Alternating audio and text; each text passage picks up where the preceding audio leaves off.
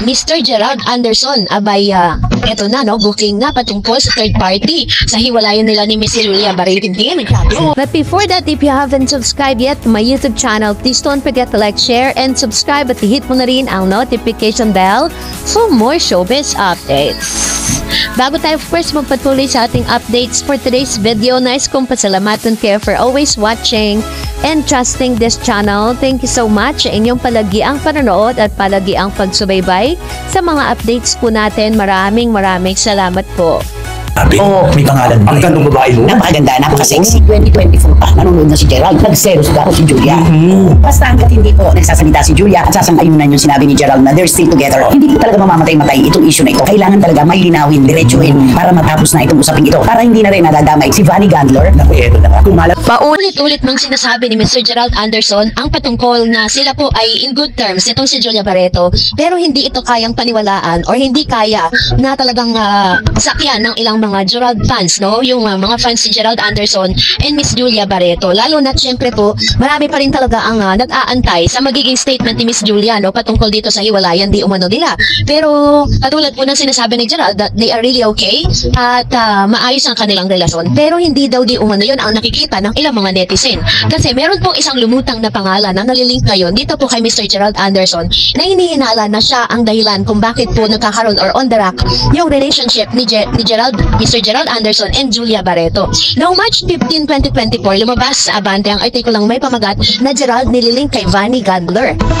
Hanggang ditong nag-viral at pinag-usapan sa social media, lalo na sa ex sa dating Twitter, kung saan maraming netizen ang nagkomento at nagpakita ng kanilang pananabik. Sumikat ito sa hashtag na Gerald Vanny, kung saan pinaghihinalaan si Gerald, isang aktor at kilalang taga-showbiz na may romantic connection kay Vanny Gandler, isang sikat na volleyball player. Marami ang nakilitay sa pagkakataong ito dahil bukod sa pagiging sporty ni Gerald, may pinaghalong pag-usisa at pagkamangha rin sa posibilidad ng pag-uusap ng dalawang kilalang personalidad sa kanilang mundo. So, parang namuo yung speculation patungkol dito kay Vanny Gandler dahil madalas nga po na itong si Gerald ay namamataan sa mga laro, no, sa game kasi isa po siyang volleyball player. So, para lang po sa inyo pong kaalaman, no, si Gerald po ay tanyag si Gerald bilang isang aktor sa industriya ng pelikula at telebisyon. Subalit, bukod dito, kilala rin siya sa kanyang pagiging aktibo sa sports, katulad ni Richard Gomez, isang dating aktor na naging politiko na kilala rin sa larangan ng sports. Sportsmania, kung mayroon ng aktor sa showbiz na mayahalin tulad kay Richard Gomez, maaaring si Gerald ang katapat sa kasalukuyan. Batay sa sinasabing pinaka-sporty sa lahat ng mga artista ngayon mula sa Abante, makikita ang pagsisikap ni Gerald na panatiling malusog ang katawan, interesado sa sports activities at may inklinasyon sa maliliit o medium level sports event at causes. And of course, siya po ay kilala rin sa person na online, social media. Lumalabas ang maraming humanga at kinilig sa kanyang tinatarget na nakakakilig rin sa netizen. Ipinapakita rito ang karisma ni Gerald lalo na sa mga kabataang N generation na madalas mag-react sa mga showbiz na clickbait na kwento. So para lang po sa kaalaman ninyo, sino naman ba si Vanny Gandler? Mula sa impormasyong Wikipedia, ang mga sumusunod ang mahalagang tala tungkol kay Vanny. Una, petsa ng kapanganakan niya is December 5, 2000 at ang kanyang profesyon is professional na volleyball player po siya and outside hitter yung kanyang posisyon at of course siya po ay may katangkarang 1.75 meters ang tangkad kaya't isa-isa siyang efficient attacker sa court o poster figure and offensive oriented. Of course siya po ay nagtapos sa Ateneo de Manila University noong 2023 and UAAP career. Naglaro sila bilang isang Blue Eagles varsity athlete ng Ateneo sa UAAP season 81 hanggang 85 kaya lang credential ng isang major awards winner, second best outside hitter sa 2022 Volleyball League.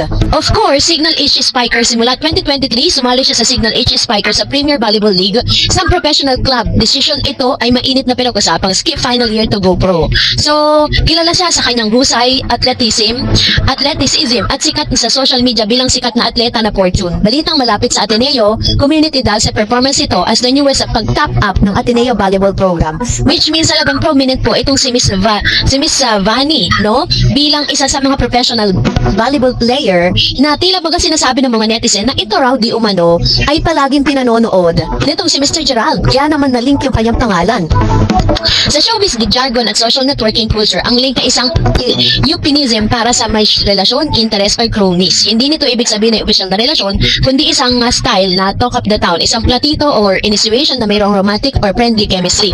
Ginagawang hit angle, unang pahiwatig mula sa Abante Expose, kesyo may tinatarget daw agad si Gerald at si Vanny raw yun. So ganun kasi yung usap-usapan sa social media sa sa ex eh. Kaya talagang yun yung parang iniisip ng alam mga netizen na talagang ito marahil ang isa sa pinakamalalim na dahilan kung bakit nila baga walang paramdam si Gerald at si Julia sa isa't isa.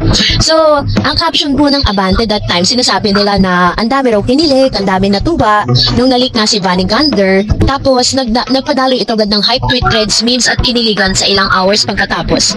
Sabi ng mga netizen, super unexpected pero ang cute naman ang combo nila. Siguro nag-train lang si Vanny with the team tapos andun si Gerald, ginawang social media buzz agad. At least sporty din si Gerald ha. Parang legit ang athletic vibe.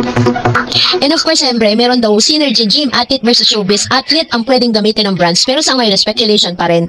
Walang pangka-gigantic partnership foundation. Mismong mga brand ay silent. Yun. Hindi, kilalang showbiz sa tactic ang linking. Parang strategic leaks pagpapalabas ng leak photos or stylish events na makabuo ng buzz, makuha ang atensyon, itulak fandom engagement lalo na sa teen to young adult demographic. Sabi niya, hindi dapat agad ipagpalagay ang romantic leak. Posibleng nagkasalubong lang sila sa social event, photoshoot or workout.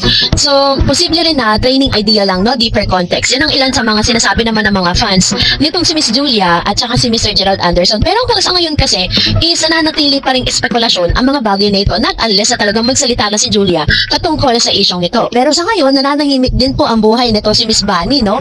Parang all of a sudden, biglang uminga yung pangalan niya dahil po sa pagkakalink niya kay Gerald Anderson. Ano kaya ang katotohanan behind this? So kayo na po ang mag-comment sa comment section. So that's it for today. For more videos and updates, please don't forget to like and subscribe, and please don't forget to follow my Facebook page, The Eds TV. God bless everyone!